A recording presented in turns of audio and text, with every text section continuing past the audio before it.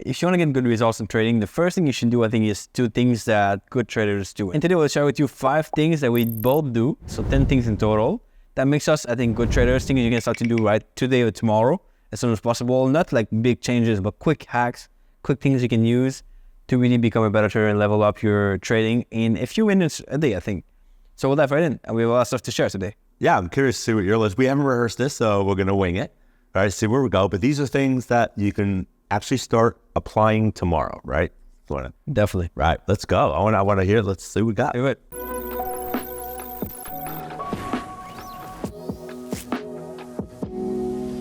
So I got to start with this. I think one of the key things you can do as a trader is to not be afraid to lose. And that goes both ways. So either like for a trade, don't be afraid to lose a trade. We could always like lose the next trade. We don't know if it's going to be a winner or loser. That's the first thing. But also like if you go and trade for a prop firm, you have funded accounts, don't be afraid to lose an account. Like these things, they can go, you can win if you want, you can get withdrawals, you can lose the account.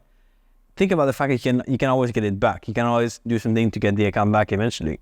I know traders who are getting big payouts out of prop firms who frequently lose accounts. They're not afraid to lose one because they know they can get 5 more funded eventually. And these accounts will far pay for the ones that they lose. I think it's a good lesson for individual trades, but also like these accounts or just like tough times. You can have drawdowns sometimes, and you shouldn't be afraid to go through a drawdown and go back on the other side. Love it, love it. It's really losing, and nobody wants to lose, but it's really part of the success process. Yeah. It's really all part of it. And think about if we won every day.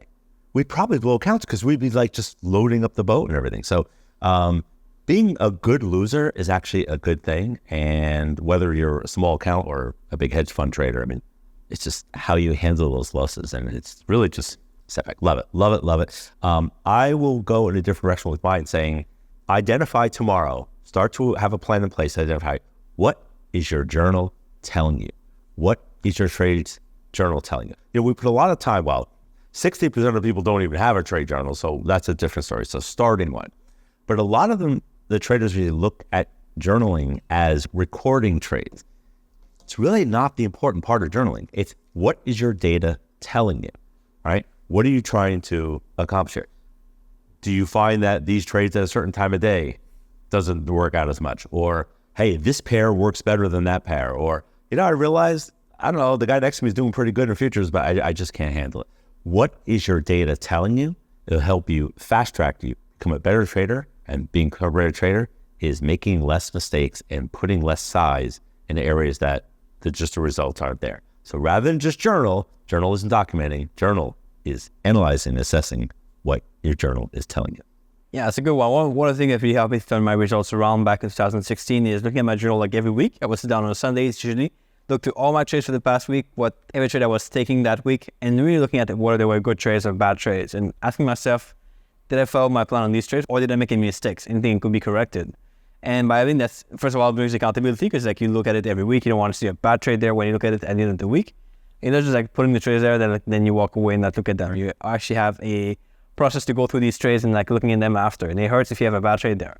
So that is really something I did that really helped me a lot. One other thing that I think is really important is to, over time, develop your own method. Like there's so many things out there on YouTube you could copy and like just trade right away. And I think that's good for some time, but eventually you want to make it your own. You want to tweak it. You want to adapt it to, we'll talk about later, your strengths and weaknesses. You want to kind of make it your own and make it where you are able to respect the strategy better because you adapt it to your own style, your own personality. So it's good to copy things on YouTube and kind of trade it for a little bit of time, or maybe you take a course, you copy it for some time, but eventually you want to build your own method where you have your own rules based on what you like, what makes sense to you. I think it's really easy to copy something, but I've not seen any good traders who just copy something else and kind of never develop their own style over time. I agree, and you can start doing that as early as tomorrow, so that's great. And one of our biggest requests is show me the strategy, and it's great, but make it your own. And again, make it within your time frames, whatever the case, your risk tolerance. Tweak it a little bit. That's the best strategies we have are the ones that people took it to in a different direction. Love it, love it. Start it as early as tomorrow. My next one is something that we as a firm, I think we're the only ones who really even do this, that promote this and make a requirement for our members is to have a development plan. So to create a development plan and to monitor your progress. And a development plan in a nutshell is the list of things that you need to work on or improve on for you to become the trader that you want to be. It could be learning new products, fine-tuning your strategies, things you need to work on. Maybe it's discipline, the psychological elements of trading. All the things you need to work on, create an action plan for each one of those things and how you're going to overcome it. And that's how you become a better trader over time. Start your development plan, start small, but you could start it tomorrow. What are some of the things that you know you're struggling with and how you're going to address it? Simple as that. I mean, that's awesome, but I think you should also have some milestone too. Like, it has to be exciting in some ways. Like, when you play, like, let's say, a video game, you have some like goals to reach, you have some levels to reach. Your development plan can be the same thing. We have like these goals to either like, I'm going to get this amount of capital. I'm going to sign up for a challenge here. I'm going to go and like trade at a slightly bigger size. Then you have these like levels, kind of feel like a game a little bit, like where you are advancing and moving forward with that plan. I think it's a good way to make it where you want to kind of increase the capital. You have a plan to increase your capital over time, where you're going to go from these different platforms or levels of capital. Otherwise, you get kind of too boring, or you're in a place where you want to get a challenge with the platform. You just get it now, but you're not sure if you're in the right place to do it now or not. Absolutely. I mean, the action plans are not these massive plans. They're just simple steps. I mean, I overtrade, say, for example. Well, I'm going to make a commitment to, on 3 days a week, to trade less than 4 times a day. That's it. And then you monitor that. Little baby steps. You're not going cold turkey. These are the little things that start to turn the wheels, and then you eliminate some of those mistakes or the areas you're developing it. You can have developments in increasing your knowledge about trader technology, what's new going on in the app world, different platforms, learning about electronic trading, auto trading, things like that. Just part of your development as a trader and as a trader business to get there in the next step. Definitely something you should start doing tomorrow, because we're all not perfect. And by the way, 20 plus years in the business, 10 plus, we still have development plans. For sure. And we never will stop. So it's always evolving. And like you said, have a little fun with it too. One thing I did as part of my development plan in the past, I would say 2 years or so, is really developing a more portfolio approach to trading, where now I have more than one account. I used to have maybe 2 accounts.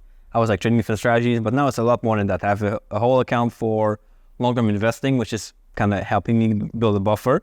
I have an account for algo trading now. I have an account for my manual trading. I have another account for my kind of daily chart trading. So all these accounts together kind of create a portfolio of many styles of trading, where I have all these styles together. Maybe sometimes like the algo don't perform well, but the investing account works well. Maybe sometimes the daily chart is crushing it, but then the other one is like a little bit lower. But that we have to build some buffer, not relying on only one style, but like multiple styles at the same time. And just makes me kind of a better trader and kind of overall making more money with all these styles together. I don't need to be just like a trend trader. I can be a trend and reversal trader at the same time with these different styles together. So I think for me, it's been big. You can start to do this today by just having different strategies, creating many accounts. Over time, you invest into other accounts.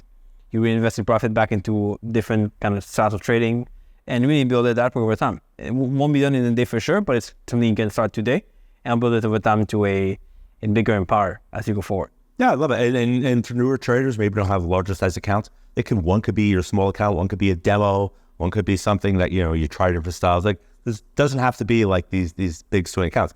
I would think, now you tell me if I'm wrong, your equity curve overall in your portfolio is probably smoother because of it, because you're going to have some days where it's up, a little down, one's that, and it just becomes more smooth. I found that at least. And you also feel better because you don't have these like ups and downs, like, oh, one style doesn't work, then you're screwed because like you have a 3 to 6 month drawdown, but now you have these other styles working good too, while they can kind of recover.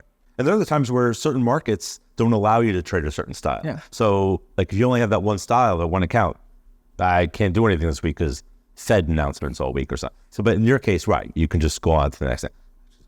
Start doing that tomorrow. Yeah. It's good. Yeah. Great. I'll go beyond that. And my next one is things you can start tomorrow is have someone who you can report your results to and have them assess it independently.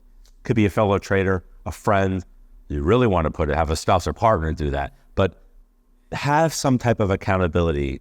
If you don't have it already, it's where you can say, hey, trader, could you look at my journal and let me know what you think? And I'll look at yours. And it could be fun. Have a little fun with it. You meet once a week online or something. But having a second set of eyes look at information, it's amazing what they will see. And it'll open your eyes to different ways of doing and identify errors or mistakes that you're making in trading. And that's the first step in working your way up to successful traders. Stop making those mistakes. The first thing you got to do is identify them. And I'll look at it on my journal. I can't tell everything about it, but I have someone else look at it, and it's right in front of their eyes. Like, how did you miss that? That's the beauty of having a trading auditor or a trading partner to do that. Who do you share your results to? You told me a lot of people share your results with your wife too much. They can just never ask you about your results that much, but who do you report to in that case? It's very interesting. You know, I have found that I used to report them to like a trading coach where I have a performance coach. But honestly, I find like the one I report to has trading experience of about 1.5 years. And they're obviously in the development stages of being, you know, a good trader, but they just identify things that I just don't see. Or they won't even, they'll be hesitant to say, hey, Mike, you're doing this wrong. But they'll say, hey, did you ever notice that when you do this? And it's like amazing. Like they're not saying like an audit, but they're just kind of hinting something that looks weird. That's all you need to know as a trader.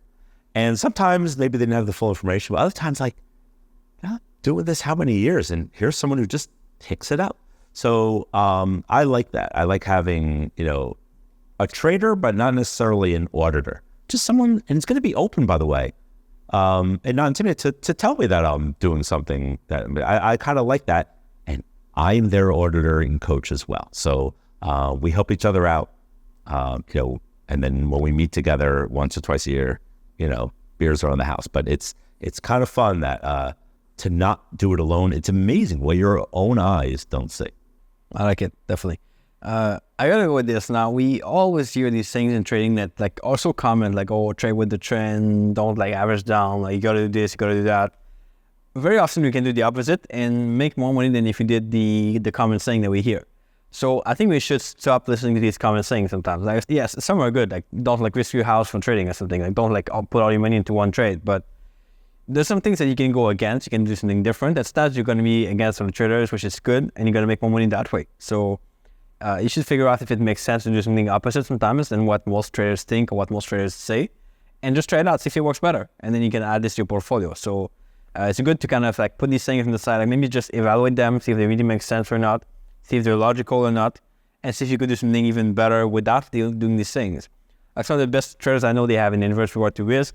They actually risk more than they win per trade, or they have like a really bad win rate, or they don't trade the trend. They trade like the tops. They catch the tops and try to get in on the low, and they make a lot of money that way. So doing these things opposite to what we hear can often make you more money. I think it's a good thing to try to figure out. You know, a lot of traders who are struggling, and you know, unfortunately, it's a tough business. But you know, maybe finding the things that they're doing that's not working for them is the solution to success. I'll be honest with you, a lot of times, like when I've had a rule overnight, only add to winning positions.